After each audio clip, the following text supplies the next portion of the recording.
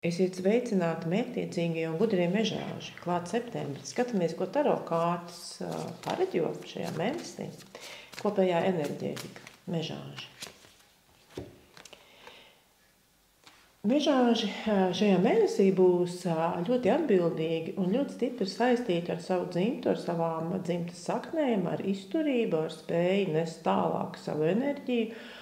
Un daudz cilvēku likteņi, daudz cilvēku dzīves notikumi būs saistīti ar jums mežāži šajā mēnesī. Līdz ar to jums ir nepieciešamība būt atbildīgiem, būt tādiem, kas spēj dot labu padomu, kas spēj turēt līdzi gan ļoti, ļoti priecīgos notikumos, lai gan arī netik ļoti priecīgos notikumos, būt blakus, būt atbalstam, būt tam, kas sniedz padomu un arī pats ir tāds labs paraugs apkārtējiem, iespējams saviem ģimenes locekļiem, iespējams jaunākiem cilvēkiem apkārt, tāds ļoti atbildīgi kārts un mežāžu zīmē, manuprāt, tā ir ļoti saprotama, ļoti zināma sajūta.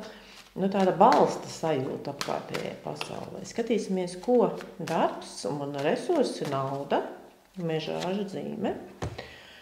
8 pentakļi vēsta par to, ka darbs ritēs savu gaitu, darba būs daudz, ienākumi labi, visas iespējas šajā mēnesī mazliet pārstrādāties ar vēlmi kaut ko pabeigt, kaut ko izdarīt labāk, kaut ko izdarīt bonusā. Jā, varbūt tās ir vēlme kaut ko tā kā tīri praktiski pamācīties vai izaicināt sevi, izdarīt kaut ko tādu, ko es līdz šim iespējams neesmu praktis, neesmu mācējis, kaut ko apgūt varbūt no kādām jaunām tehnikām, no jaunām metodēm. Ja, tāda tiešām kārts, kas aicinās jūs darbā ieguldīt daudz enerģiju. Un galvenais, ka tās sajūta ir tāda, ka jums ļoti patīk tas, ko jūs gribat tur tagad izdarīt. Ja, un darbs nes gandarījumu un arī tiešām pietiekami daudz resursus, pietiekami daudz naudas. Ļoti patīkami.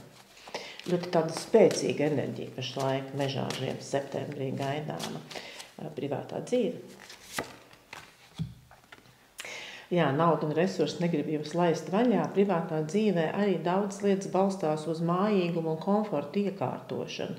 Dažs labs mežāzis pat skatīsies īpašumu vai īrēt, vai remontēt, vai pirkt, vai iegādāties kaut ko tādu lielāku, gruntīgāku, kaut ko tādu, kur cilvēks pats un ģimene var justies patiešām ļoti ērti, ļoti tā mājīgi, tāda māju sajūtas radīšana arī partnerībā. Šis varbūt galvenais moto - radīt mājiniekiem tādu caur ēdieniem, caur ūdens velšu gatavošanu, caur piedalīšanos dažādās talkās, ar kopā būšanu, ar kopā augļu turēšanu savās rokās. Tas, teiksim, ir tāds moto šajā mēnesī partnerattiecībām. Tie cilvēki, kas pašlaik vēl tikai meklē partnerattiecības, ir ļoti liela iespēja, ka viss nenotiks ātri.